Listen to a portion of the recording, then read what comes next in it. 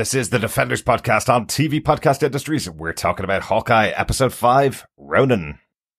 You must have some recommendations for me. Yeah, let's see, the High Line is great. Mm-hmm. There's a Christmas market, Union Square. I'm not quite sure those are the right fit for the bloodthirsty vigilante type. The bloodthirsty vigilante. Sometimes you're funny, Kate Bishop. Do you keep saying my whole name just to point out that you know it? Yes. I know a lot about you. Mother, Eleanor, lives on Park and 41st. Father, Derek, deceased. Very sad. And you recently walked into traffic to save a dog, which I'll admit is pretty cool, and you got a few points from me on that. University GPA, 3.8, senior, double major. Right, okay, we get it. Thank you. Are you in New York to talk to Clint? Is that why you're here? No. I'm here to kill him.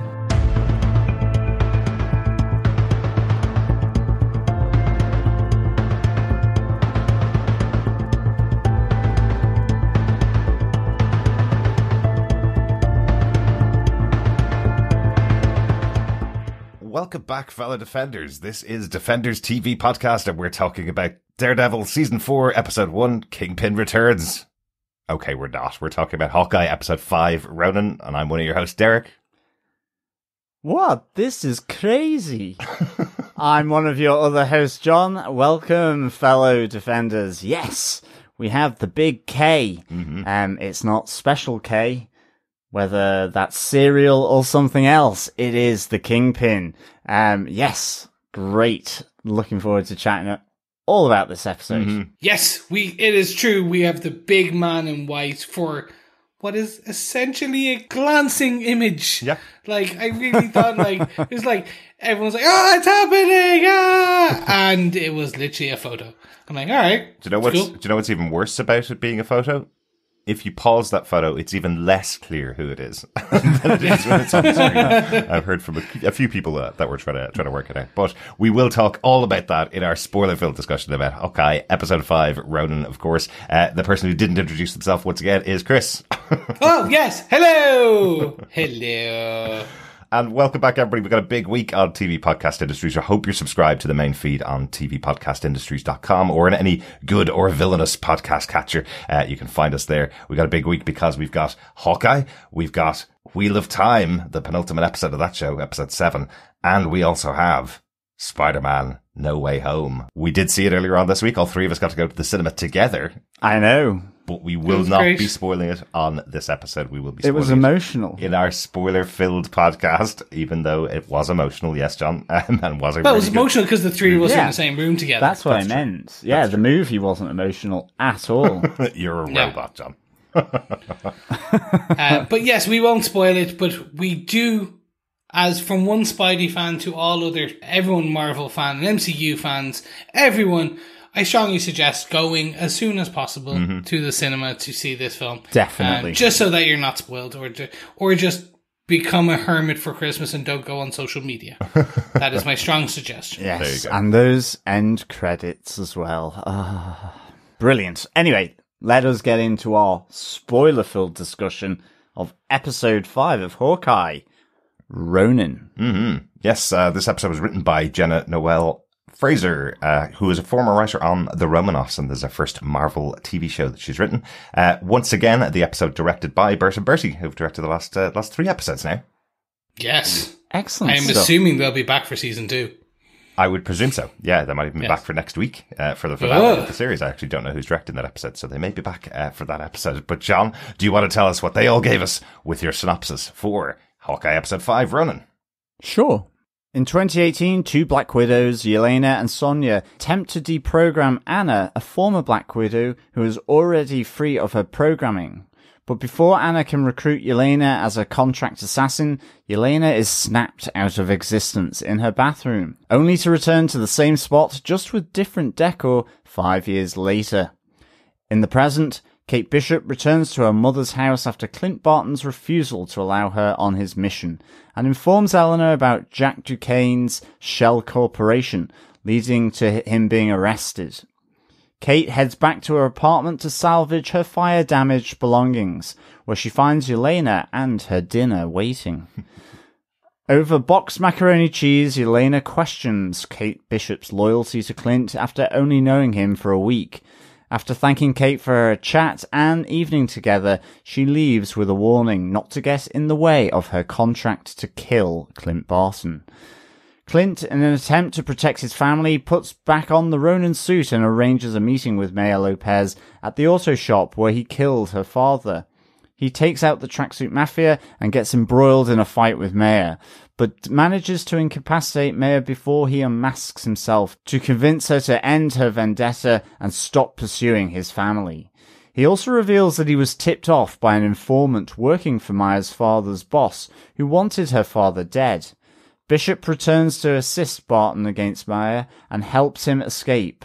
Lopez does not believe Barton at first, but later questions Kazi, who she suspects of knowing more information.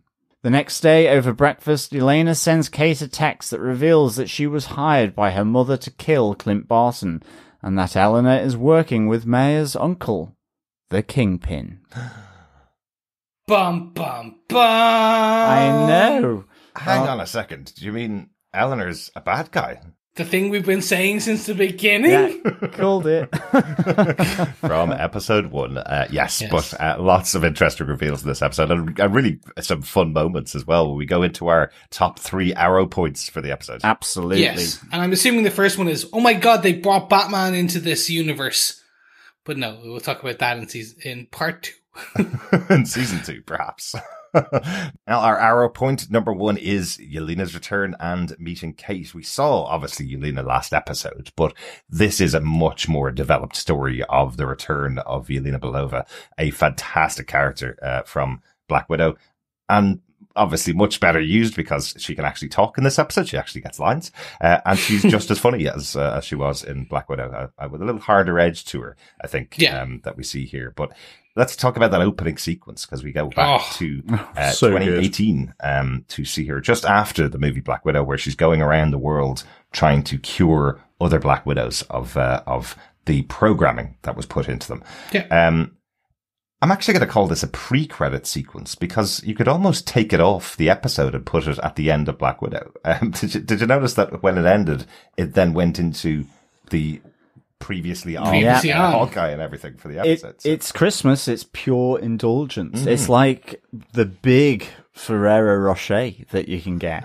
It's pure indulgence at Christmas time. It didn't need to be there, but it was, and it was amazing. And that snap effect, along with the one from the previous Spider-Man, I think is really, really good. It was just so good. From Far From Home, where all the band members suddenly turn up in the sports hall in Spider-Man. Yeah. And then this one was just great because it's 5 years gone. The CGI with the decor all changing, her totally confused because for her it's 5 seconds. That was just really, really cool. I thought it was a great effect. It is really good, and obviously we've seen that this year in WandaVision. We've seen the return of Monica Rambeau, where she was sitting at the bedside of her mother in a hospital, and then 5 years later she pops back into existence after disappearing.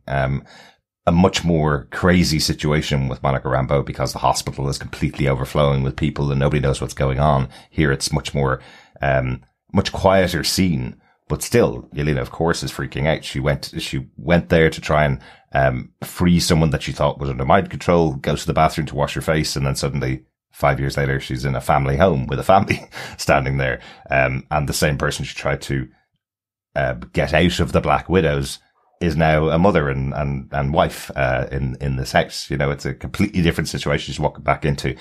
And then that heartbreaking moment when she effectively wants to reconnect with Natasha and tell her that she's okay and tell her that she's been saved. And wordless, no response to that. She asks the question, where is Natasha? I need to go and reconnect with her. And it's just wordless. The scene ends there. I thought that was a really good choice on behalf of the director and writer for the episode. Yeah, because theoretically no one should know that Natasha's dead at that point. Yeah. Because there's the return happens as they're battling in Endgame. Yes. And Natasha had just died off-world. So it's basically, the timing-wise, it was a good point to cut there, because you can't really go, well, yeah, she's just gone off-world at the moment. You give her a shaking fire, she'll be back in 10 minutes, like, it'd be grand. Yeah. You know that whole trope where it's like the dad has gone out for a pack of cigarettes? That's what essentially happened to Natasha. Yeah. Yeah, perfect place to cut it there, but a really good scene. Yeah, no, really good. And again, as you said, it's just that reintroduction of Yelena and just that kind of who she is. I don't understand why one of the widows wasn't under control. I didn't understand, because I thought pretty much all of them were under it. I think it was that was what was difficult about the job. Having recently rewatched Black Widow, I think what was difficult about the mission that she sent on is that she has to do the full investigation of them before going to try and cure them of this mind control. But not every single one of them were gotten to. Right. So I think that's what it was. And what we see here is this Anna, this former Black Widow, is effectively just retired and retired from being a Black Widow, but using her skills as an assassin, and then just tries to recruit everybody into that position, kind of going, look how much money you could make. It's like a pyramid scheme, which I thought was quite fun. So I'm pretty sure we'll see her again with the power broker at some point. Maybe. Yeah. But that brings us into essentially the beginning of the full episode, and we get Kate's return back to her apartment, where we see introduction or reintroduction of Kate and Yelena, and the call back to Yelena's love of mac and cheese from Black Widow. Yeah, love this. And dare I say it, I have something in common with Yelena as well, and that is lashings and lashings of hot sauce. I love that. See, I'm just a cheesy guy, and I think the hot sauce just takes away from the taste of that lovely processed food that is boxed mac and cheese. It's so good. I know fresh mac and cheese is better, but from a box is pretty good too. Do like it. But we have a much more fun Yelena. I love this conversation between the two characters. And, you know, we kind of wanted this when we said it last week. We were hoping there was going to be a point where the two of them were going to sit down in a room and talk to each other. And this was fantastic. I loved the play between the two of them. I think the two of them play off each other really well. I love Yelena's overconfidence, you know, and Kate going, "Oh, I'm glad I didn't kill you on the top of that building," and Yelena going, "That's the funniest joke you've made all night." Absolutely. Fantastic. The comedy here was excellent. Like, just right at the start as well, where Yelena says, "I don't have any weapons on me. Sorry, I don't have any weapons in my hands." And then it's like, "Sorry, I do, because my hands are a weapon." Just really, really good. But as well, just the back and forth of it all was, like you say, with Kate, was really good, because, you know, Kate's trying to rile her up, or maybe just get back at her and say, "Why do you keep saying Kate Bishop? Is it to pretend that you know me or something?" And of course, you just get that moment which no one would ever want, sat down for evening boxed macaroni cheese with an assassin who says, "Well, I do know you. You know, your mother Eleanor, your father deceased in 2012, all this kind of stuff, and knows her college grades, all this kind of stuff." And it's, you see, Kate kind of, okay, that, you know, this is serious. But loved all the interplay here. Really funny. But also, you know, there is a serious point from this conversation as well, about, do you truly know Clint Barton? You know, what is this obsession and hero worship of the Avengers? You know, what does that word even mean? I think many people have asked what the word Avengers actually means. They tried really hard to explain that in the movies, but it's kind of, we don't protect the world, we avenge it. So you let stuff happen and then you fight back. Is that what it really means? But it is even the awkward comedy where Kate is having to say, "Well, I've known him for a week," which is just all such a great scene. This, absolutely. I loved it. For me, it was even beyond just the characters. Well, partially the characters. The characters are great and they have that banter. But the actors here are just, I can understand why they now chose both of them, and why I'm even more excited now for this next version of the Avengers, where we get to see these two being the Hawkeye and Widow, just kind of having that, because when we remove that next level of sinister that comes towards the end, the banter is great. Yeah. Like, if we see the two of these fighting soon, like on the same side against, I don't know, Hydra 2.0, we'll call them. I don't know, whatever. The Skrulls. We know the Skrulls are coming again for Secret Invasion. Like, if we see them there fighting and they're like flipping around, having the Spider-Man level banter, that's just going to be on point. Exactly. Yeah. Exactly. You can kind of tell from these kind of scenes how good the actors are, and how much, if the MCU has to rely on actors like this going forward, hey, it's in good hands. The chemistry, I think, is the best. Yeah, exactly. It's really, really good. And the other nice thing about this whole scene is Yelena nails who Clint is in terms of how he described himself to Kate, ultimately. There's a blood trail. He's a killer. That's exactly what Clint says to her about what he was when she's trying to put him into a purple outfit. It's, no, I'm not supposed to be seen. I am as much a weapon as Yelena is. And Yelena recognizes that in him. And so effectively, Kate is getting the same talk just from Yelena that she got from Clint. And I really like that, because they're both in the same line of business. Yeah. No, and this was for just overall, even the ending, seeing Yelena jumping out the window. Yep. Just the suave, like, whoosh, and then just like this backfall. I'm like, yep. She just has it was just fun. It was fun to see. It was really cool, wasn't it? But all that went through my head was, that's only a second story window.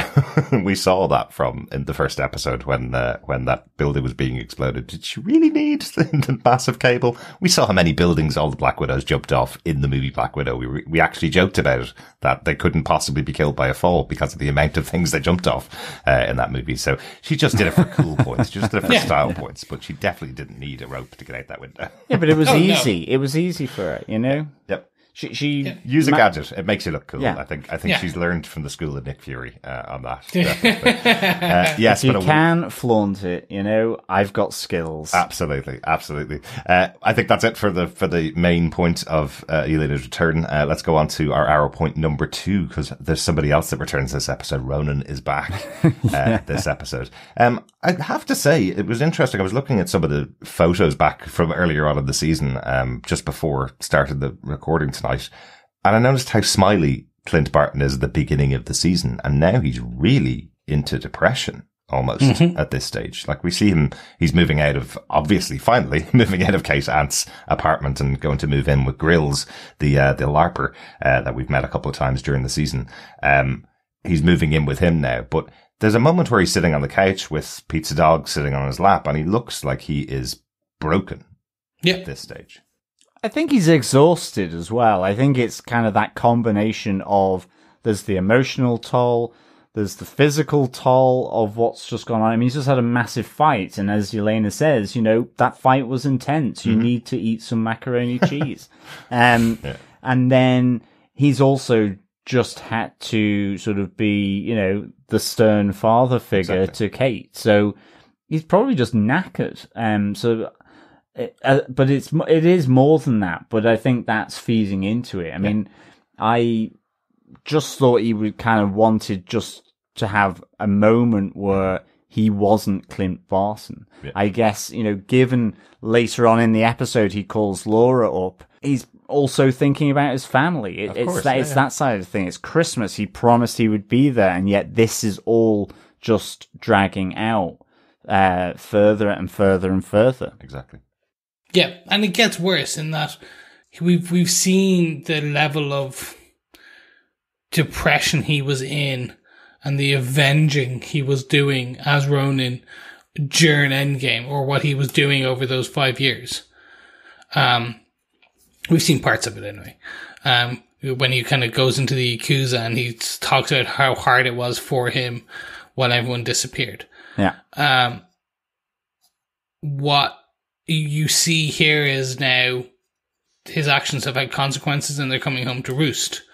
And I think that, like, he didn't think anyone would come back. So he's essentially, as Ronin, he was killing everyone and everything. But his chickens are really coming home to roost here. It's the consequence of his actions as those 5 years as Ronin, or 4 years as Ronin, where he was like continuously taking down. And he did not think he didn't think anyone was coming back. Like, so he did this with about great abandon. Now his family is back. The one thing he cared about more than all the other Avengers and life itself, he was told to go live, so he's doing that, but now he has to clean up this mess. Yeah. And this mess is getting closer and closer. And I think he talks about when he's on the phone to Laura, it hasn't been brought to the big guy's attention. Mm-hmm. Yeah. But this is weighing on his mind. This is him, like, essentially he's trying to spend his whole time making sure that this doesn't get on the big guy's kind of radar, because it will all lead back, because Maya has his family's name and numbers. Or kids, like, which I still we haven't figured that one out. My assumption is that it's something on the watch. Like, again, it all comes back to this bloody Rolex. I still think it's connected to his wife. Laura Brown, yeah, me too. Yeah, no, I'm going to repeat, Laura Brown, the Shield agent, would be a perfect casting for definitely Laura in the show. But let's just quickly talk about Ronin as well. You know, the character in the movies, if you remember, the version of Ronin that we saw was effectively going out to punish all the bad people that stayed behind when randomly everybody, like his family, was snapped. So that was what he was doing. He was going around the world punishing bad, evil people who got to stay and exist in this world. So I suppose there's a little bit of a twist on that here, because he's effectively taken guidance on who to kill from somebody.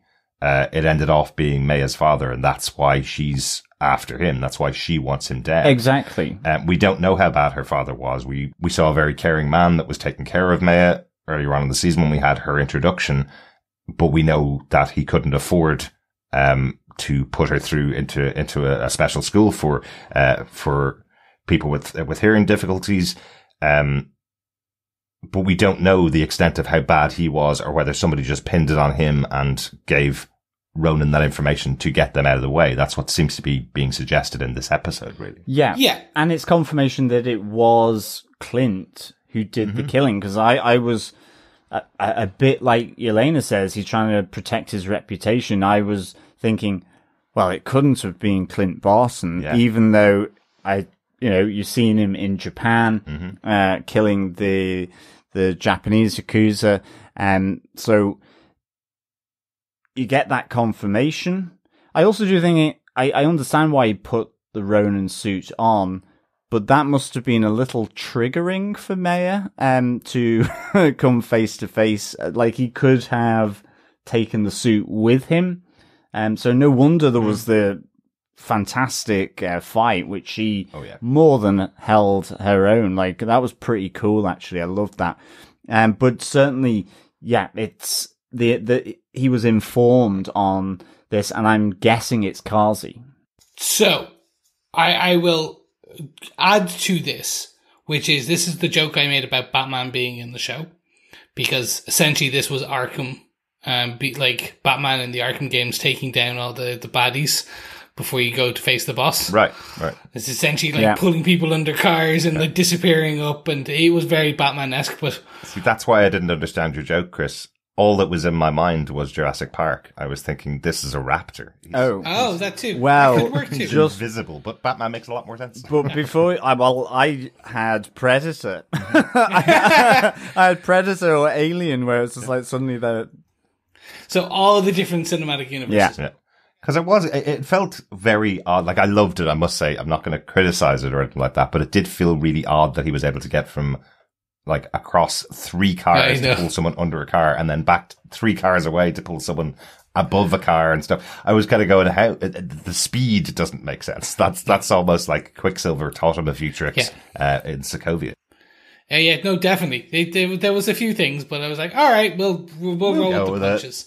The fight was fantastic because we get to see Maya's, again, like, she held her own. So this is her becoming more and more in tune with her powers and abilities. In terms of your Kazi comment, it is probably 110% Kazi. Yeah. Based on what Maya says later. And on top of that, it was he was pointed by an informant of the Kingpin he was pointed in the direction of Maya's father. So Maya's father was working for her uncle, who was the big bad, and essentially Ronin was via an informant. It could be Kazi and it should be Kazi, but then it wasn't done face to face because Hawkeye doesn't mention, or he's seen Kazi now as well, twice. So you think if he would like, oh yeah, you're the one who told me to go kill her father.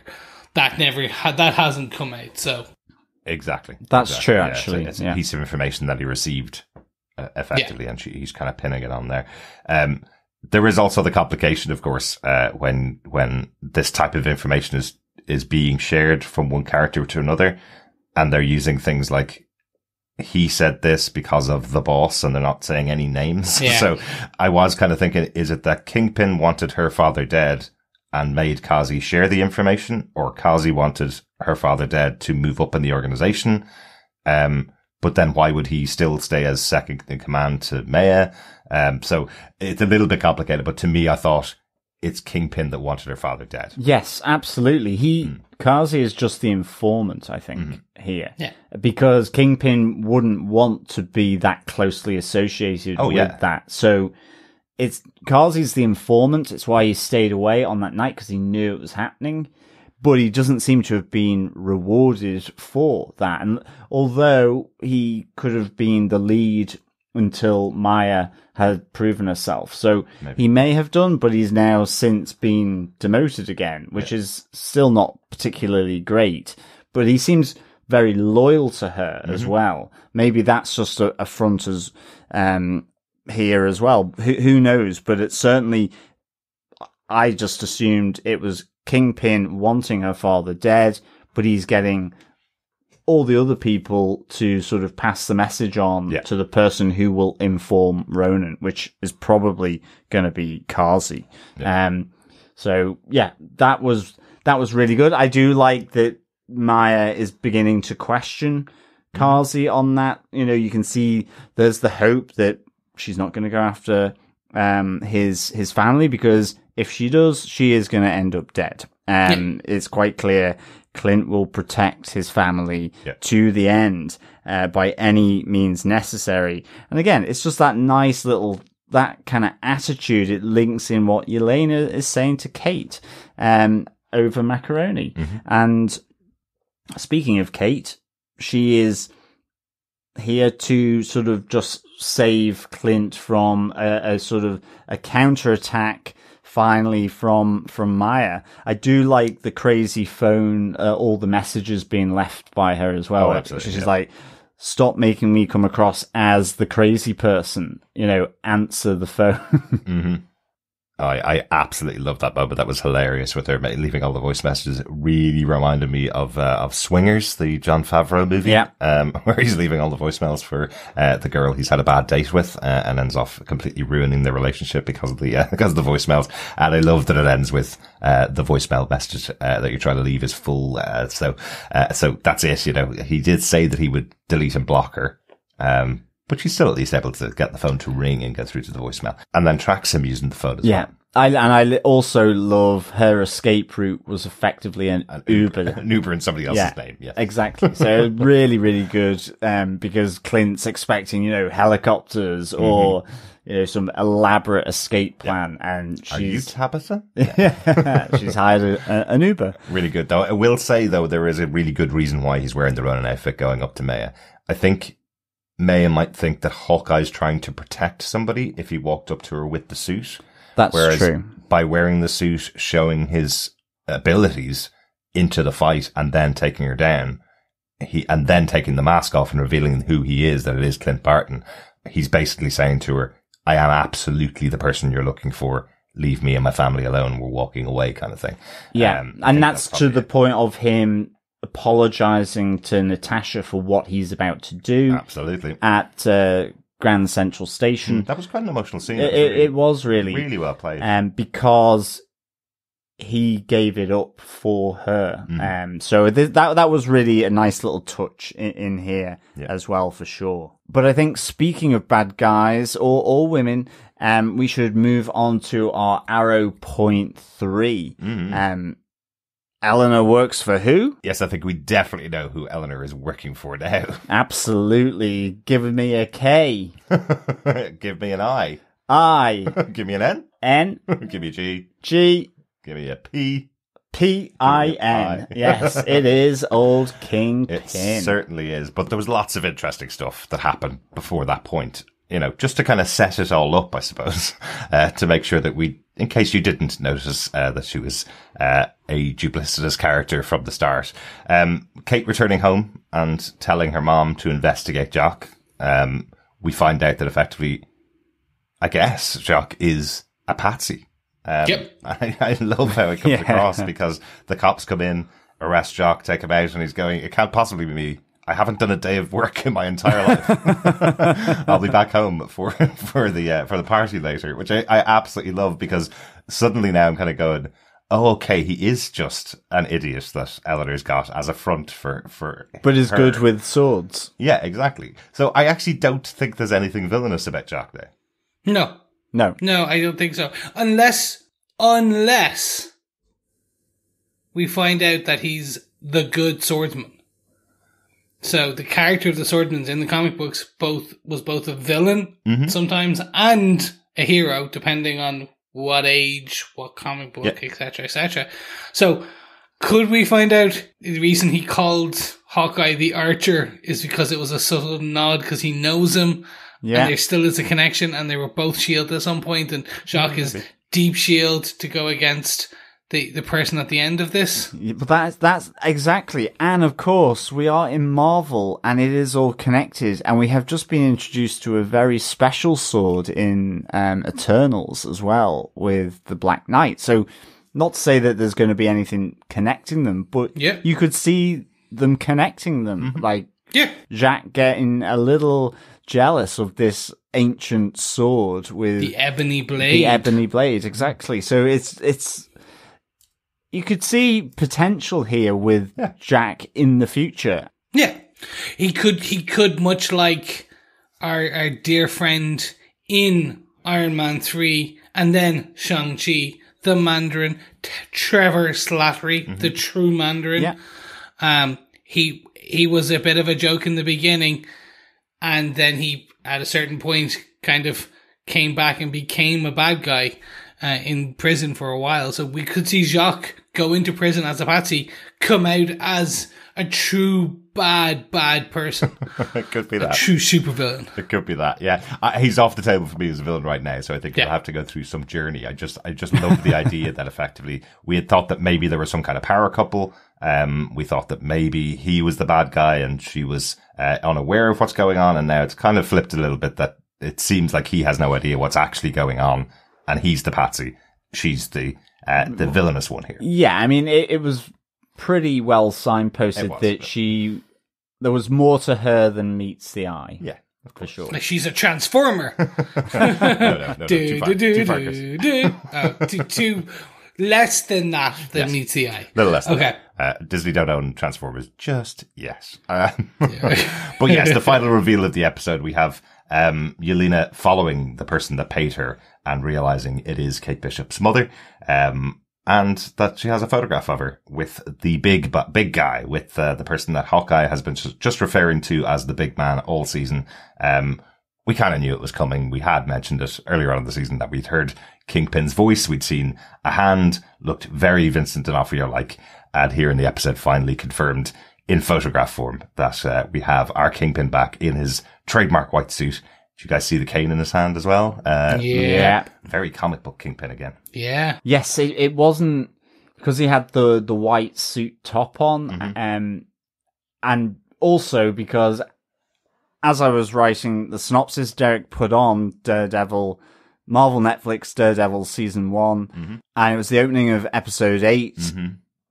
And I just couldn't finish the synopsis because I was just transfixed by Vincent Oh my goodness. Yes. Oh, no. We're back to John Vincent not being able to pronounce.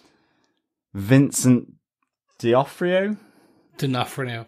No. Vincent D'Onofrio. D'Onofrio. Yes. Yeah, Frio. That's what Yeah, Vincent D'Onofrio. There you go. Yeah, excellent. Woohoo! Just like so good. great. So much presence. Yeah. I mean, absolute presence on the screen as Kingpin. Really, really good. Yeah. And He was fantastic at Daredevil. Really want to see him in this show. Want to see him moving. And I'm not sure whether we're going to get it now. I think we have confirmation that he's there. But I think you could do an episode 6 of Hawkeye without him appearing in it to wrap up the storylines of this show. I think you could actually do it without having Vincent D'Onofrio appear on screen. It would seem like a horrible tantalization of us all as fans to say he's back, but you're not going to see him until whatever project we're going to see him in the future. Echo. He will be back for Echo. Yeah. Well, that is 100% where I'm good. So we didn't get into it. Echo and the Kingpin have in the comic books have a major backstory. Mm-hmm. He is heavily tied to her origin. So that is where my assumption is he is going to play. I think with this, I think we get a small scene with him next, but the big aspect is the next show, which is Echo, I think. Yeah. That's where I think Maya will be going after the big man, for who knows what. Well, and the other nice touch was in the end credits where you have the hulking body of the Kingpin That was so clever. Over the cityscape in the end credits as well. Yeah. Just for extra certainty, and Vincent D'Onofrio credited with that fuzzy still as well. Exactly. I loved that Vincent D'Onofrio shared that image on Twitter to confirm his return just with the line, "When I was a boy," because it's so iconic, that line of him from Daredevil. I think that was the first trailer. That was the opening line of the first trailer for Daredevil, was him saying that line of "when I was a boy." And I just love that that's how he shared it and acknowledged that he's there. Here's a fun hypothesis. How does Val connect in with Kingpin? That is very interesting, isn't it? Yeah, because we don't really know where Val connects in comic books, as we've mentioned before, in all the appearances of Valentina Allegra de Fontaine. She is a member of S.H.I.E.L.D. She was Nick Fury's second in command and lover and partner for many, many years. Whereas in the shows, she's kind of been picking up characters in Falcon and the Winter Soldier. She picked up, the former Captain America, we'll say. US Patriot. He was Captain America for a while and became US Patriot. In Black Widow, she picks up Yelena to join the crew effectively. Is she just a person that contracts killers, to be used by whoever the highest bidder is? Is that what it is? Is this contract came from Kingpin for Yelena to go and kill Ronin? Is that what it is? Or is there somebody else involved? Does Val have no connection? We also saw in Daredevil a woman who held her own, who sat on the right hand side of the Kingpin, who everyone mistook as just a woman with great fashion taste, and was actually secretly as crazy and power hungry as he was, and helped run his empire. I mean, none other than his wife, Vanessa. Of course. Do we think Val could be Vanessa? No, I definitely think Kingpin would kill Val. He wouldn't be able to cope with her cheeky banter. Wait, hold on. Does that mean he'd kill me because of my cheeky banter? Yes, he would. Kingpin would kill all of us, to be honest. I think his way. Kingpin is all business. He is quite a serious character, even in the comic books. Yeah. And so I suspect Val could find herself drowned in a bowl of soup at the dinner table if if that was the nuptials between them, you know? I don't think it's going to be Vanessa. I think given Valentina has a comic book history all her own, and Vanessa had her own comic book history and TV show history, given 3 seasons of Daredevil, I don't think the two would be interchangeable characters. I don't think they're going to canonize Daredevil, the TV show, either in this version of the MCU. I don't think they're going to go back and explore anything that happened in those shows. I think it will still stand alone, and I think they're going to create some future stories with the character of Kingpin and where he will appear in the future. But I don't think we're going to get any kind of connection to any unfinished storylines within Daredevil. And it's the right move. When we popped it onto Netflix, I was reminded again, those shows were 18s and they were very, very violent. So, it would be unlikely we'll see that kind of violence on Disney again. I agree. I very much agree. I just thought it was a nice kind of, at least she might work for him. It could be that they're now, just because we don't have a Norman Osborn, what we're getting is essentially a, Kingpin is the man setting up the Thunderbolts. Like, Val is working for him. He is setting it similar to the way, like the Thunderbolts are kind of initially just a super team of a super villain team, but then there was a comic book piece where, basically, Osborn took over Shield for a while, made Hammer, and his Avengers were made up of the Thunderbolts and made up of villains dressed to look like the heroes. So you actually did have US Patriot in there. You had Bullseye instead of Hawkeye. All these characters there. So what they could be doing is Val works for Kingpin. She's pulling together a team of Thunderbolts, of evil Avengers, like, for his hit jobs, because he needs it. So it'd be interesting to see. But I even wonder if just her job is she's getting the people together and she's the one responsible for these contract killers or these people, and he just happens to be someone that put in a contract on this particular thing through Eleanor, put in a contract on Ronin through Eleanor. So that makes sense too. If that's what it was, whether Val works directly for him or not, we'll probably find out in the future, and hopefully we will, because we really want to see Vincent D'Onofrio back in this universe. As well. So yeah. We could find out. What a great reveal, though, for the end of the episode. Absolutely. I needed smelling salts, I think, after it. Yeah, so cool. Really cool. And we'll find out next week. We are but a week and an hour away from finding and knowing all these things, because we'll have watched it and be ready to talk about the end of this season. It comes out Wednesday next week, and that's it. That's how the fat lady sung, as they say. That's the end of its season. Of Hawkeye next week. Yeah, looking forward to it. Any notes on the episode that you guys want to talk about that we haven't talked about in our top 3 hour points? Our LARPing, thieving fireman has a new name for our pizza dog. Could Pizza Dog be getting the name Lucky? We will see. He said he has a better name than Pizza Dog.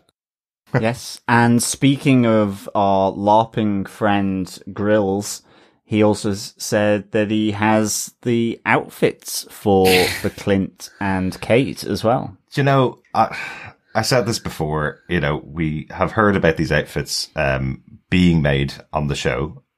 We had the LARPers going off to make them for them.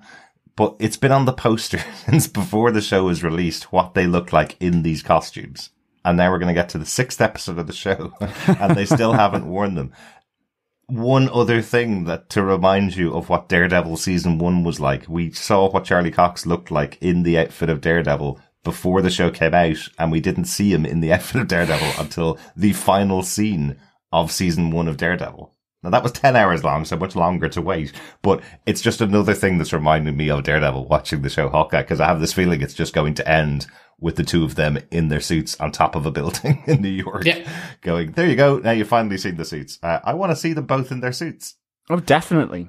Will there be a stupid H helmet that he'll go, I'm not wearing that, and he puts it on for a second and then takes it off? Will that be part of it? I think there was just a nod to that in the drawing from Kate. I think that was the joke, wasn't it? I am not wearing that. Just even in the drawing, I'm not even wearing that. So I think that was a good nod before.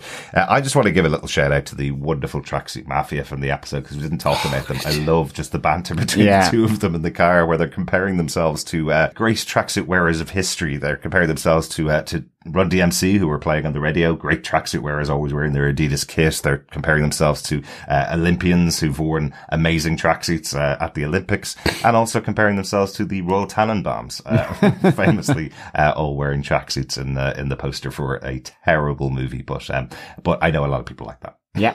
Absolutely. That they were really funny. Even the scream as the arrow comes through the windshield as well. Really enjoyed that. I actually have one more note. Just the reference by Yelena with the sightseeing we have about the Christmas tree at the Rockefeller Center and the ice rink. There's the Empire State Building, but she does also mention the new and improved Statue of Liberty. I shall just leave it there. Okay. Yep. That's what we're gonna leave it there. Want to find out more? Keep listening to our podcast. There you go. Yes. Yeah, we will talk about that on a separate podcast. I'm surprised you even mentioned that, John. I think that's it for the notes and points for this episode. Did this episode keep on the path? Do you defend Hawkeye episode 5, Ronin? John? Yes, I do defend episode 5, Ronin. I give it 4.5 Uber escapes out of 5.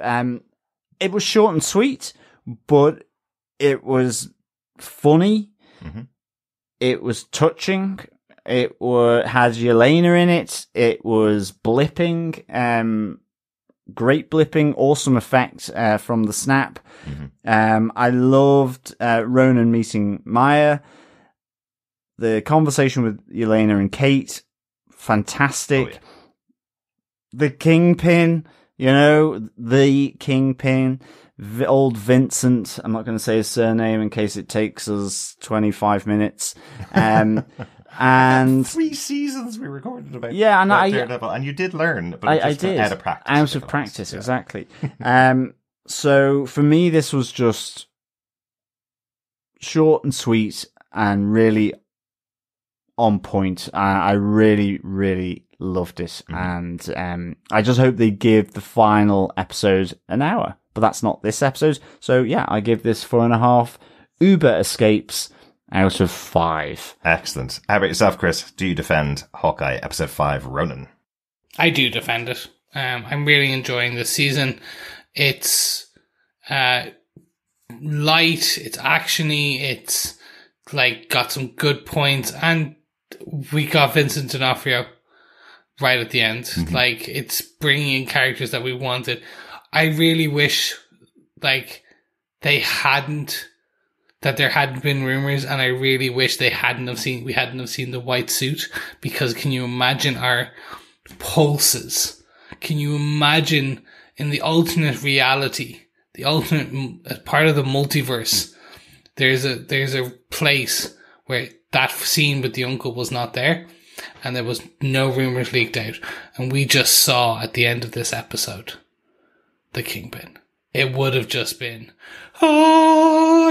explosion, and that basically we would have seen God in space and time. But overall, I really enjoyed where we are. I am very curious how this final episode goes. That's kind of where I'm not going to belabor much more of the point. We will know this time next week. So, with my thoughts on that, Derek, what about you? Do you defend this episode of Hawkeye? Yeah, this was a great episode. Once again, I will say it kept reminding me, or the show keeps reminding me of Daredevil and the excitement I had watching Daredevil when we were podcasting just about the one Marvel show at the time, with weeks to wait in between, and then suddenly a movie would come out in the cinema from Marvel. And do you remember the planning that had to go into it from Marvel TV studios to make sure something big was happening on the TV so that people would stay in and watch that and go out and see the movie? And it feels like this is perfectly planned. With a movie like Spider-Man in the cinema, people are going to obviously go out and watch that. And here they are with a massive reveal of their own to break the internet. It feels like perfectly planned so that they can actually get eyeballs on to watch the show.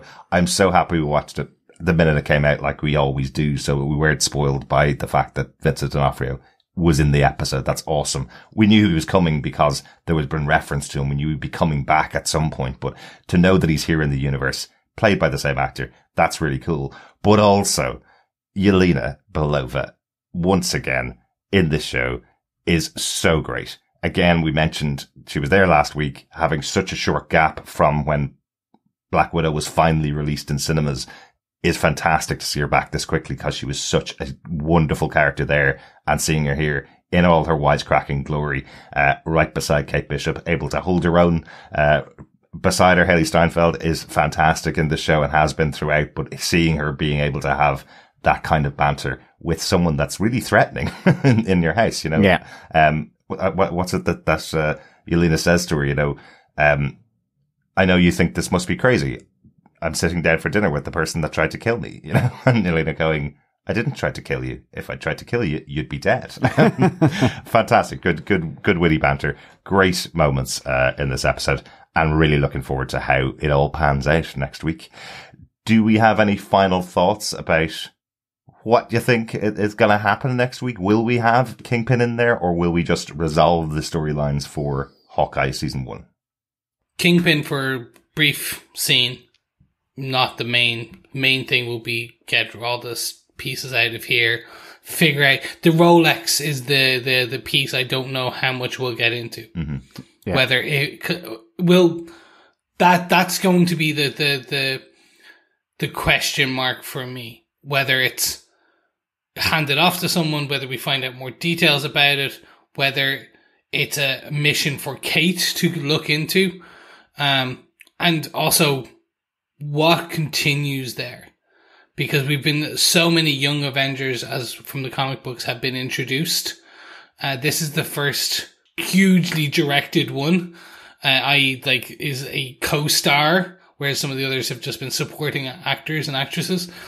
I'm so interested to see where this all Absolutely. goes. And I get this feeling that the final scene that we'll see in the final episode is them handing over that Rolex watch to whoever it is that it belongs to. Yeah. And it will be somebody that will be a nice big surprise to close out the season. That Yeah. the episode won't be hinging on Vincent D'Onofrio appearing for the entire episode. It'll be hinging on all the characters we've learned so far, tying up their stories, and then one final scene where somebody is given the watch back and told, and we're being introduced to a character, in this world. Yeah, well, all I'm going to say on the matter of Kingpin is Kingpin for episode 6. Okay. Excellent. Okay. I think it's time to go to the pub. John, we have a pub quiz question to give out about this episode. We certainly do. It is question 5 for episode 5. Fellow quizzers and fellow defenders. Yes, Grills is cool. What 3 things can he do?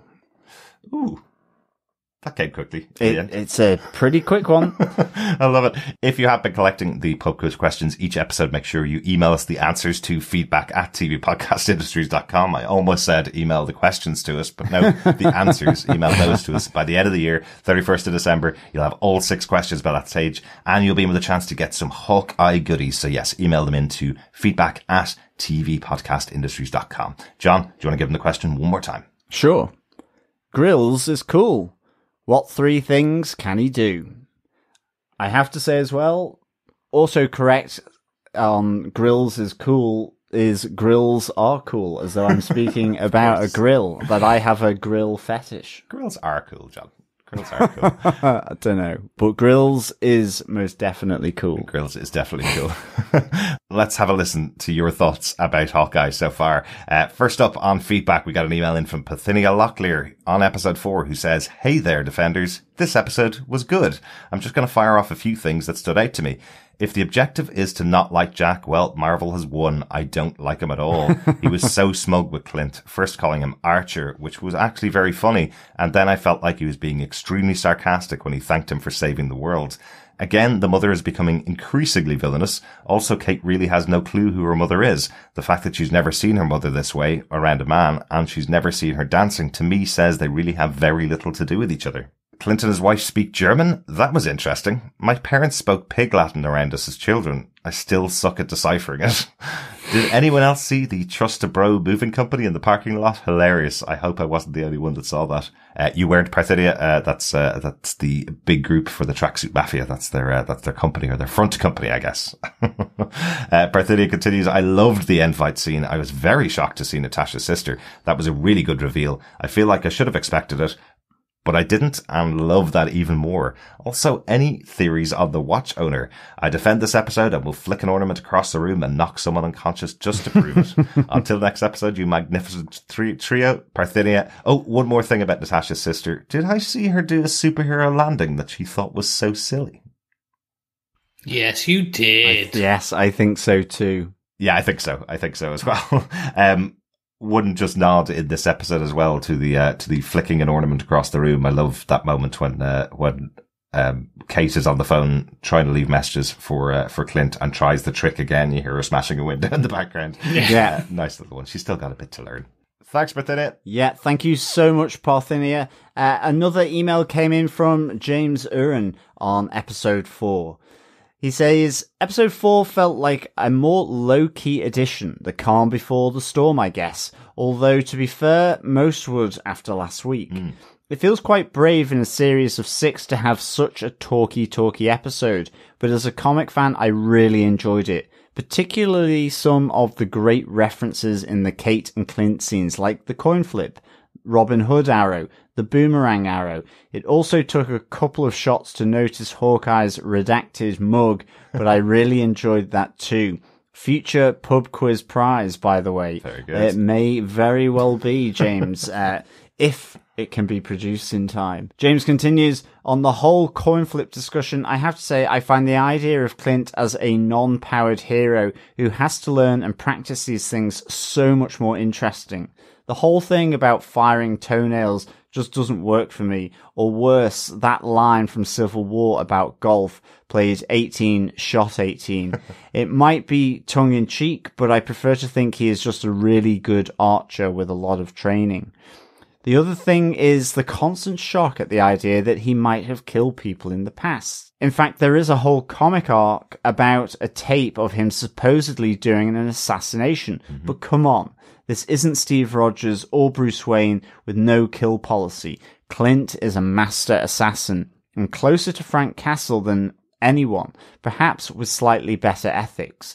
I mean, there are only so many times you can shoot people in the arm or leg with an arrow, and Kate herself must have left behind her own trail of tracksuits after those explosive arrows. The second half of the episode sped up with the rooftop fight, and despite only watching Black Widow a few weeks ago, I had totally forgotten Yelena would be appearing in this series, so it was really a nice surprise to have her popping up. I'm really looking forward to seeing how things develop between her and Kate, as presumably the future Black Widow and Hawkeye's on a new Avengers team. By the way, and a bit off track, I'm really enjoying the new series of Titans on Netflix. Very different tone to this or Gotham, but with some characters we know and love. And interested to hear, too, if this is one you're watching at all. Jimbo. Thanks so much, Jim. Thanks so much, Jim. Titans is one I have started, and season 3 in particular I've started and I haven't finished. Just because it only actually recently came to Netflix Ireland in the last week or so. So I've got one episode in. Loved the first 2 seasons. Interested to see where they're going with season 3 based on what happens in episode 1. But it will be one I'm going to try and get to and have a look at over the Christmas break. Yes, well, we're watching it slowly but surely, moving through it, and about 3 or 4 episodes in. I'm really enjoying it, to be honest. And on the point, Jimbo, that you make about Kate must have left behind a few sort of dead tracksuits after the explosive arrows. Absolutely, I think that's the thing, isn't it? It's when the death is effectively off scene, really, or with no blood. Exactly. And you forget that ultimately there's a high probability of death from that explosive arrow to a van, right in the engine where the petrol is. And you know, that actually ties into the comic arc that Jim is talking about here, of the tape of Clint Barton performing an assassination. Yeah. It's actually not the fact that he has done an assassination, because that's kind of his job. He works for S.H.I.E.L.D. It's the fact that there's a tape of it that's going out in the public, and that's much more of the problem. He's an Avenger, and there's a tape of him assassinating somebody. it's fine if it's kept surreptitious. It's fine if it's behind closed doors. That's kind of Nick Fury's policy on murdering someone. It's fine if nobody finds out, but if there's a tape of it, this is going to be a big PR nightmare. So, that's kind of the way they deal with it in the comic book as well. So you're pretty right. If nobody sees any bodies, I'm sure they were fine. Yeah, collateral damage is fine as long as we don't see it. Was my sister collateral damage? Exactly. So where I was going there, I lay him out and you knock him down. Moving on. Sorry, by the way, thank you so much, Jimbo. Yes. Moving on, we got an email for episode 5 feedback from Victor Von Doom. He begins with, holiday greeting, Defenders. Why, thank you. Thank you. As usual, another great episode. Yelena's blip and return scene was exciting and the effects were really good. Mm-hmm. It must have been hard to lose 5 years and her sister. I could almost feel Kate's heartbreak when she first returned home to her mother, and Kate's scene with Yelena was both funny and informative. It seems we heard the Black Widow and Endgame themes quite a lot in this episode. Val must have really done a number on Yelena by convincing her Clint killed Natasha. Victor goes on to say, keeping the timelines and the multiverse events straight is quite challenging. The Run DMC fans, also known as the Tracksuit Mafia, cemented their position as nozzles, and the self-shooting in the foot made me laugh. I like the Clint-Maya confrontation and battle. Mm-hmm. Maybe Clint gave Maya something to consider and pursue regarding the informant working for her boss. The Uber getaway seemed to puzzle Clint, but was very much like something Kate would think of. Is Laura a former agent of S.H.I.E.L.D.? She seems to have some of those skills. Mm-hmm. Could the Kingpin not just expose Clint to the world as Ronin? Cheaper than hiring a bunch of assassins. Mm-hmm. Finally, can we get the criminal organizational chart? My guess it goes Kingpin to Laura, to Maya, to Kazi, with Val as an independent contractor. Also, I loved the Mr. Grinch closing theme. Do you think that was aimed at the Kingpin?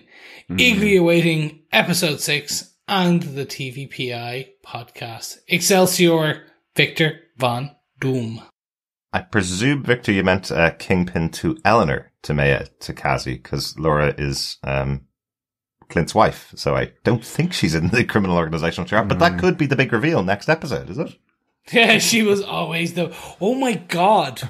No, it's not. Do you think Laura? But no, but do you think Laura was connected to the Kingpin? No, not at all. No, but she's S.H.I.E.L.D. She's very likely a former S.H.I.E.L.D. agent. Hopefully, Laura Brown, as we said before, and I'll keep repeating that until everybody is on my side. Not Mockingbird. # not Mockingbird. You keep saying that. Yeah, I'm totally with you, Victor, on the feels you get from Kate when she's with her mother back at the apartment. It's not something we really touched on, actually, when we were discussing it, but you're absolutely right. She felt devastated. You could really feel it. And, good spot because, again, there's a lot of comedy in this, a lot of action, but here you see, that other side of Kate Bishop, and it was really, really standout. Yeah, just that letdown and disappointment that her big hero crush, who she was working with, and now that's it, they're over. It played really, really well. Loved it. Thanks so much, Victor. Coffee and Vodka sent us an email. He says, greetings, Carlot Defenders. For all the talk of an episode which would blow up Twitter, the third struck harder, yet still a good one this time. Eleanor was all over the place as a loving mother, damage-controlling exec, killer by proxy, and possible new second-in-command to Fisk. So many masks. Speaking of, if a picture paints 1,000 words, I told you so might be among them, but only to someone much less mature than me. It also says, see you on Echo in 2022, more than it does in the finale of Hawkeye. It was nice to see a fleshed out Yelena. From all the hype, she and we needed this screen time. Can only assume that Ronin's informant texted him as Hawkeye didn't identify Kazi as such last week. With Willie giving the kill order, we comic nerds can breathe a sigh of relief. The centerpiece fight started well, with Clint Batmaning the bros in quick order, but found myself wishing they hadn't changed up Echo's power set. Would have made for a much better battle. Next week's episode has been all but written in this one. Maya dispatching her and formerly Kingpin's lieutenant, Clint versus Yelena, Kate versus Eleanor, new costumes, Kate's ascension to Hawkeye status, and Clint finally home for the holidays with Lucky the dancing pizza dog. Wouldn't worry that I've spoiled anything, as my thoughts thus far have been 90% incorrect. Finally, of all the Marvel Disney shows so far, this one would benefit the most from a binge watch over an episodic one. 4 number 2s out of 5, or 4 stupid orange rocks, Tannenbaums, triple XL white suits, ruined rugs out of 5. Also, way to mark Grill as an upcoming victim, Kate. Never over-compliment a non-player character unless you want to see them fridged. Peace and take care. Coffee and vodka. I love it. I hope Grill survives through the next episode. Yeah. I hope that rule doesn't stand out. Well, given all the Batman analogies, he has to be the Alfred. He really does, moving forward. The man in the chair. Yeah, Grills is cool. He's got so many skills that could benefit Kate, as the pub quiz question That's true. asks. Yeah. That is true. Thanks so much, Coffee and Vodka. Over on Facebook, Dad Lee says, not gonna lie, I'm a 38-year-old man and I screamed like a little girl at the end of this episode. Yeah, I think we all did a bit. We Yeah. squeaked. Continuing on over on Facebook, Heather Wallace said, I knew it. I just knew Yelena had been snapped. Nat's suppression in the game wasn't just that Wanda and Sam were gone after they'd been on the run together for 2 years, or that Laura Barton and the kids were gone, or that Clint had gone rogue. Her newly found sister was gone too. All of her different families were broken apart by the snap. This was such a good episode, and Clint talking to Nat outside the memorial was heart-wrenching. You can see his survivor's guilt, and that he keeps going on only to honour what she gave him. The visuals of Yelena being snapped and coming back were so good. As for Anna, the Black Widow assassin Yelena was trying to free in 2018, she had a way better taste before she got hitched and had a kid. The bathroom redecoration was just hideous. I love it. Harsh. It's all about that modern retro chic. Oh, it's all about that awful green. I'm totally with you, Heather. That Hey, my bathroom's green. No, it's not. Downstairs, under the stairs. Yeah, there you go. So, no, your toilet. Yeah. Yes, my You don't my go toilet. and bath in that little cubby hole downstairs. I don't. We haven't been over to your My house in water quite a long closet. time, Chris, but I presume That's it still it. looks better than Anna's bathroom. It did look awful, but a good contrast showed the snap, I suppose. I would, that was the yeah, point. and I would say your downstairs water closet is more of a teal.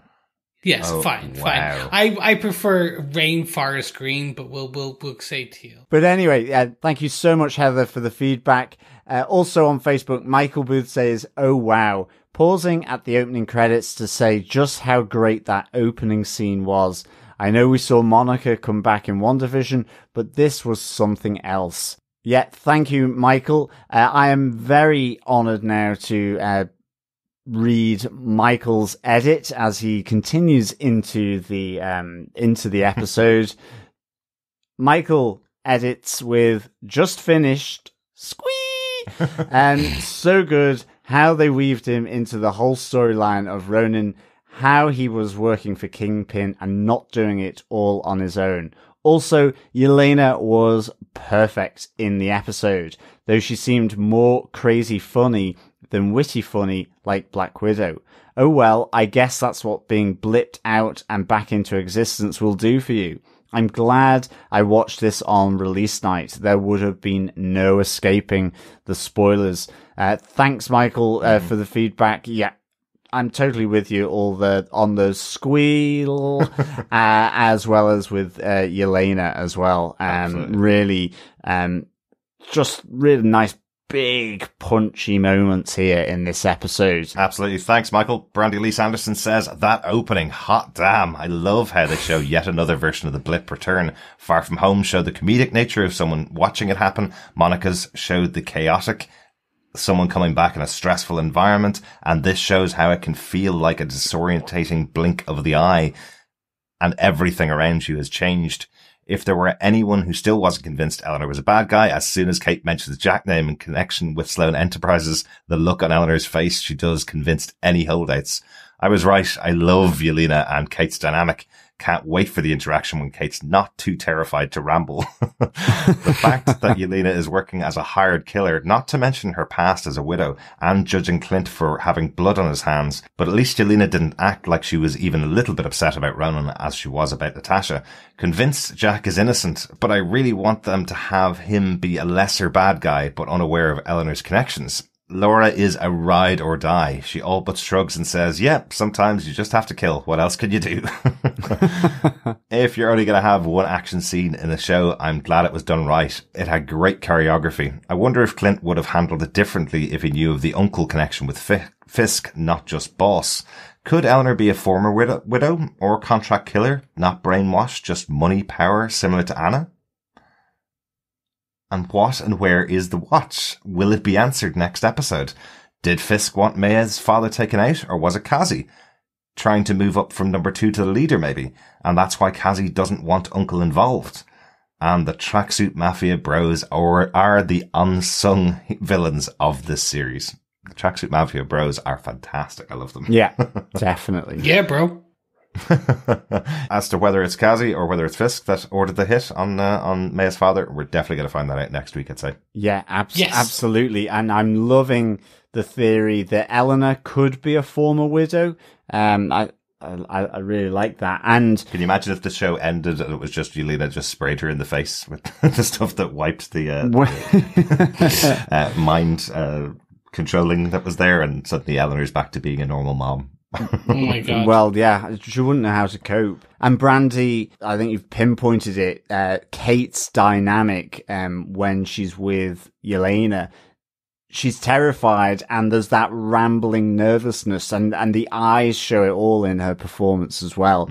Really good spot, yeah. Yeah, thank you so much. We also have some feedback from Ronaldo, who said, big episode for 2 reasons. First, the exchange between Yelena and Kate Bishop in Kate's apartment. Great dialogue, and Florence Pugh stole the show. Second, the reveal of Kingpin at the end. I think my water broke. Congratulations. Well done, Ronaldo. Mazel tov. It's a Kingpin. Well done, Ronaldo. Thanks so much. Thanks, Ronaldo. Dr. Bob Phillips says, am I the only one slightly embarrassed at not seeing the crime boss using Ronin thing before the reveal? Absolutely not, Bob. I'm there as well.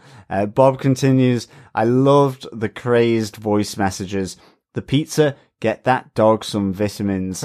Grills and the blip return. Very delighted by the new Hawkeye Widow combo we're seeing evolve, and sticking to my first theory of Maya becoming heroic at the end. Yep. She's certainly gonna be the ambiguous villain, I guess. Yeah, exactly. Yeah. Exactly. The complex villain. Yes. I like it. Thanks, Dr. Bob. Lisa Richardson says, I agree with Yelena that mac and cheese is better with sriracha. The scene with her and Kate was playful and very, very menacing. She's a welcome addition to the MCU. Did you see the Kingpin silhouette looming over the Hawkeye title at the end? Oh, yes. I actually think that's going to be our podcast image for the week because I love it so much. Thanks, Lisa. Yeah. Thanks, Lisa. Thanks, Lisa. Donald Dennis had this to say, damn! I have to admit to my brother he was correct about the big guy. Otherwise, it was a great episode. Also, I'm choosing to believe the ever-changing and thickening Russian accent was to seem more intense during the interrogation, and was an intentional tactic to help unsettle Bishop done by Yelena. Could be. I didn't notice it that badly. I think it... Personally, I didn't see it like that. I think Florence Pugh... well, she's not Russian, so it's pretty clear. But yes, she's not. Gets very strong at some points and a little weaker at other points. But again, she's a Black Widow. She needs to fit in different locations. So maybe she doesn't have a pristine Russian accent at all times. Maybe it's been affected by her year and a half traveling the world as well. Maybe that's it. I have to say I didn't notice that either. But I can see that train of thought for sure. Thanks, Donald. Thanks, Donald. Richard Blaze says, literally screaming at the reveal. Mind has gone for a runaround and maybe some time before it returns. Cale Hensley says, did anyone else 100% think that was not Vincent D'Onofrio? I freeze-framed and zoomed in and was like, damn, they recast. Cale, I am with you there. I thought it wasn't as well. When I first saw it, I just thought it was too fuzzy and it was being made to look like it. And then there was his name in the end credits, and looked at it again in the second watch. And it's definitely him. It is, I think it's the white suit as well, as much as anything, because from Marvel Netflix, he had just dark suits all the time, primarily. Till the end. Till the end, exactly.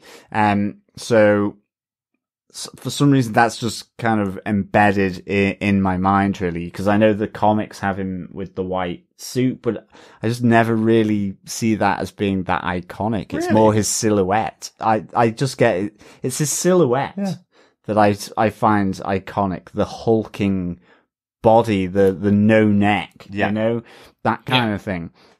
So yeah, thanks so much, Kale. And Richard, I hope your mind returns soon. Thanks so much for the feedback. Deanna Debryn Maskell says, I didn't think it possible, but my heart grew 3 sizes this episode. Take that, Mephisto and Ralph. So many theories confirmed. I really don't want to think about what this Grinch might carve on Christmas. I'm starting to think Clint might not make it home for Christmas, but at least Grills will whip up something nice. Nothing better happened to that delightful man. Is there anything he can't do? There's 3 things he can There's do. 3 things. Yes, exactly. Most certainly 3 things. Deanna says, just keep finding more layers to Laura, and I need more. I love their marriage so much. Life goals. I cannot wait for the epic triumvirate of Kate, Maya, and Yelena. Let it bro, let it bro, let it bro one more time.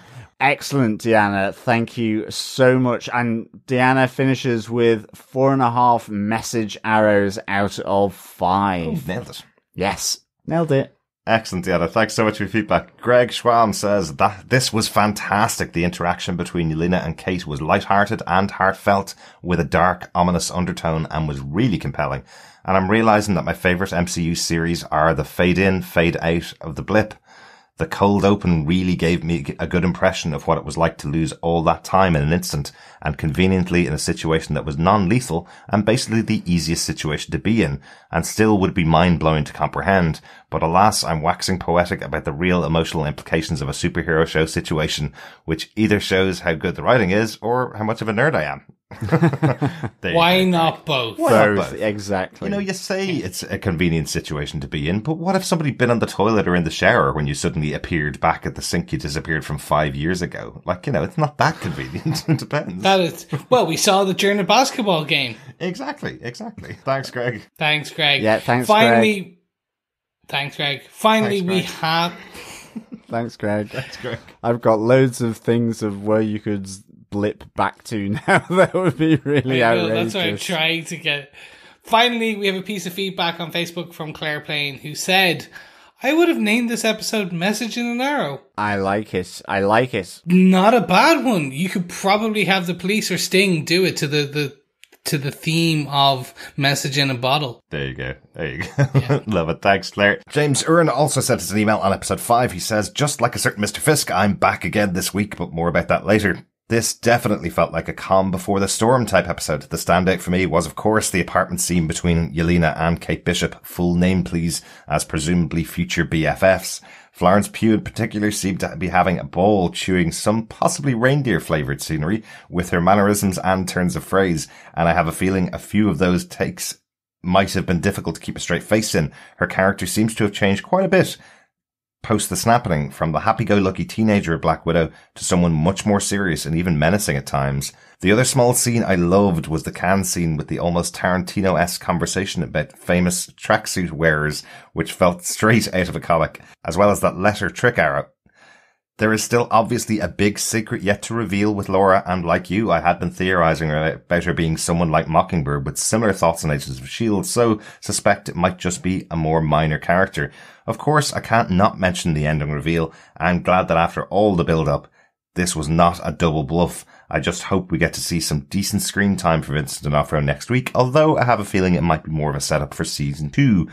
Looking forward to seeing how this all wraps up next week. From James. Thanks, James.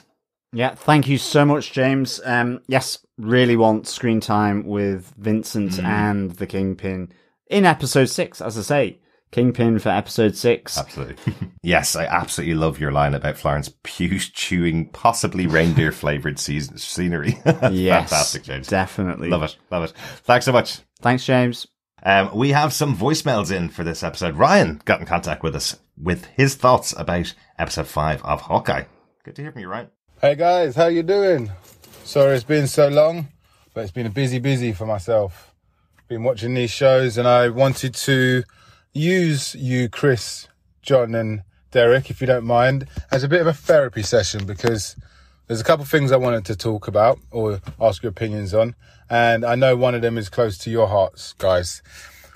After last week's episode, you know, it is, and I know it hasn't been confirmed yet, and it probably will be, but it might not be, but it more than likely will be, the whole issue with who is Clint's wife.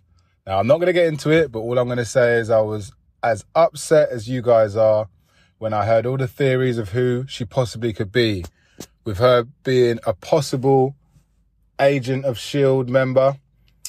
Now, I'm one of those people who watched all 7 series of Agents of S.H.I.E.L.D. and I actually liked it. And it really did upset me at times when they were like a big brother, little brother situation where the MCU and the movies were the big brother who never ever mentioned or helped out the little brother or brung him along to the party or, you know, invited him out with him and his mates. And Agents of S.H.I.E.L.D., the TV show, was like the little brother trying to always get mentioned in the big movies. Because how many times did Agents of S.H.I.E.L.D. mention stuff about what was going on in the movies?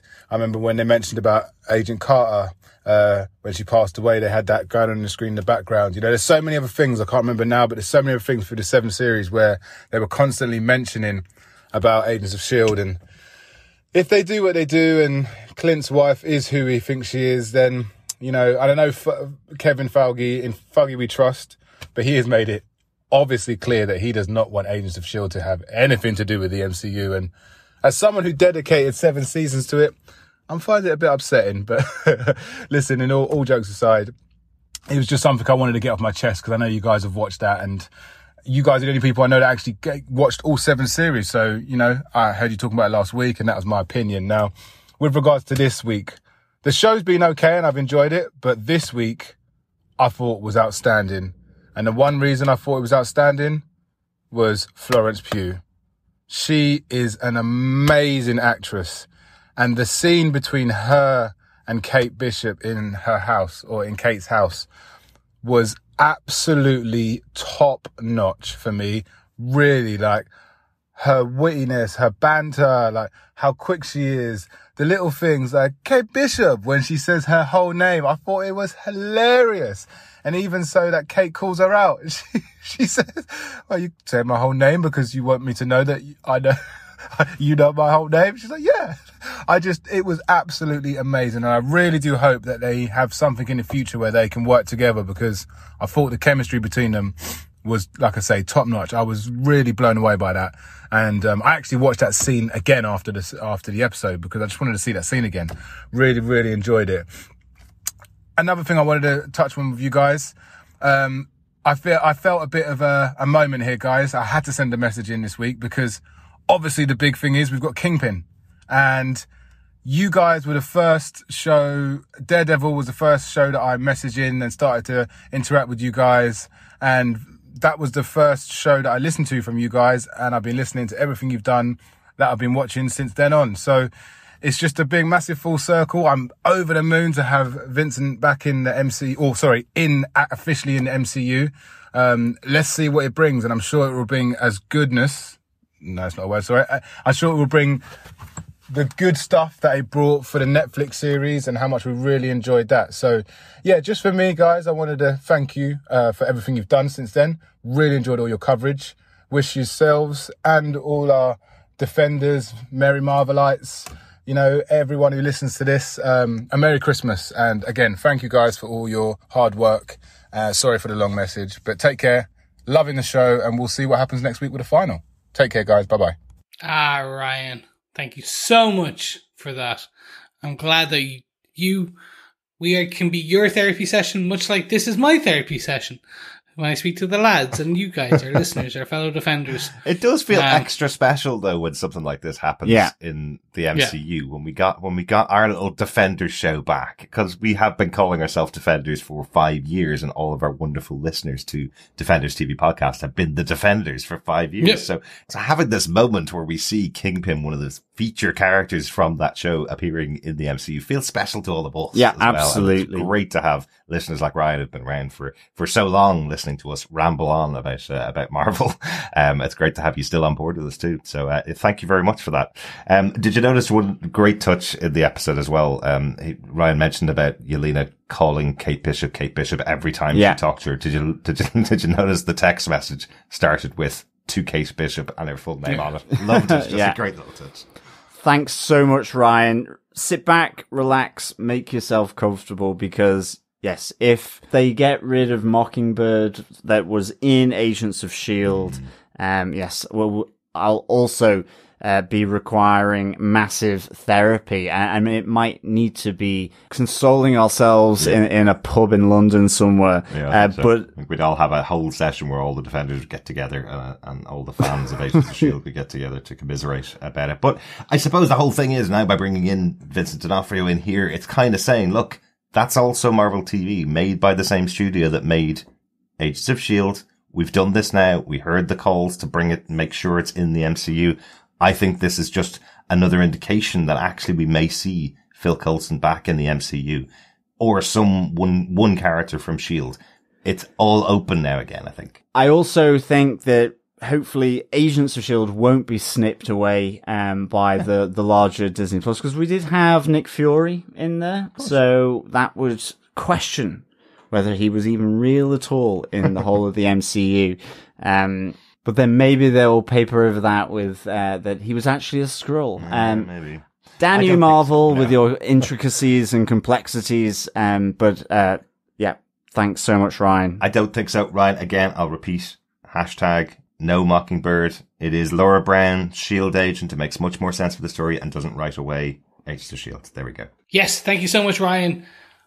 We also have a voicemail from the one and only Steve Brown. Hey, TV Podcast Industries, this is Steve, and wow, I just finished the first watch of Hawkeye episode 5, and I am blown away by that last scene. I cannot wait to watch this again. I cannot wait to podcast on it. I can't wait to hear you guys talk about it. I'm so excited that I had to send something off with my very first reaction, because whoa. And even Vincent D'Onofrio's name in the credits there at the end. I'm just blown away. I mean, we've been looking for a big reveal this whole time. We've been waiting for something conspiracy-minded to pan out, and this time it did. It's not Mephisto. It's not anybody else. It's Kingpin. Whoa. Love it, Steve. It's not Mephisto. It's not anybody else. It's Kingpin. Yes. Great little capper on the episode there. Thanks, Steve. Yeah, thank you so much, Steve. Yeah, thanks, Steve. And yeah, that's the best. That's the perfect way to end our feedback session. Absolutely. But this is not the last podcast of the week. Of course, we will be back on Saturday with our Wheel of Time podcast, Saturday, 5 p.m. Greenwich Mean Time, UK time. We will be back with that episode. We're talking about Wheel of Time, episode 7, Dark Along the Ways, or should I say, John and Chris are talking about Dark Along the Ways, because I'm unfortunately not able to join them for that podcast. But what I will be able to join you all for is the Hawkeye finale next week and our Spider-Man No Way Home podcast. We are so excited to talk about that movie. Oh, yeah. I hope you've all seen it, because you're going to want to join us for that podcast. Oh, yes, but please, fellow Defenders, take it from a massive MCU and Spidey fan. Please, make time.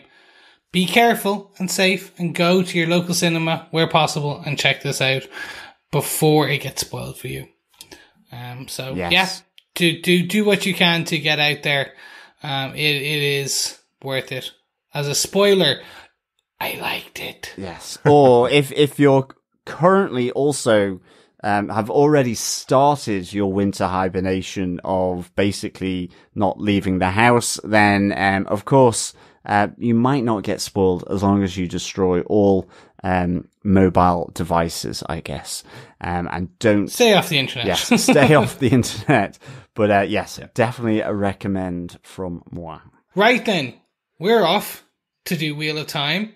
We'll be back next week with Wheel of Time, Hawkeye, and Spider-Man. Until that, ta-ra for me. All right, Scylla. All right, ta-ra.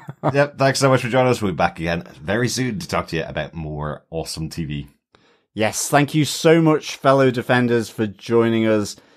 Defenders from right back in the day to those who've just come on board, it is always a pleasure speaking with you, discussing our favourite Marvel shows, and of course listening to your wonderful feedback and thoughts about each and every episode. We will be back with you next time. And just remember, as always, keep watching, keep listening, and of course, keep defending. Bye. Bye.